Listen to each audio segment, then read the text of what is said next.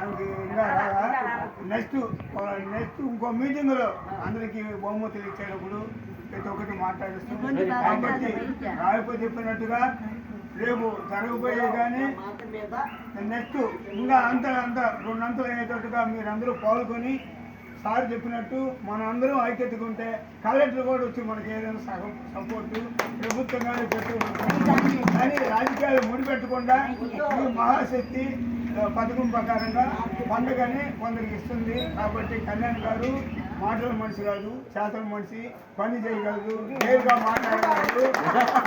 ఎక్కడికైనా కానీ నన్ను నడిపించేది కూడా మా మిస్సెస్. ఏదైనా వెనుకుండి ఆమె చెప్తేనే మనం బ్యాటరీ ఉంటే ఎలాగా రిమోట్ పనిచేస్తుందో మా భార్య గారు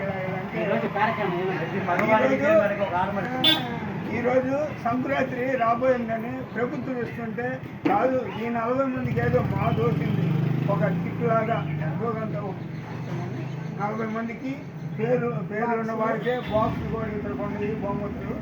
ఇక్కడ వచ్చిన వాళ్ళకి ముగ్గురి సన్మానం మా పెద్దలకి అందరికీ రాయప్ప గారు చేస్తారు.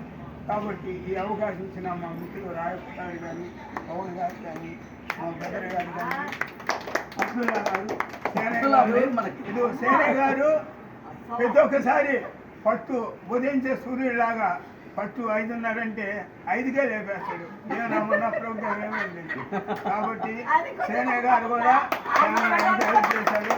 కాబట్టి ప్రతి ఒక్కరికి మిమ్మల్ని ఎప్పుడు మర్చిపోము, జీవితాంతం గుర్తించుకుంటాము. కాబట్టి మా భార్యని అందరూ సపోర్ట్ ఇవ్వాలని కోరుతున్నాను.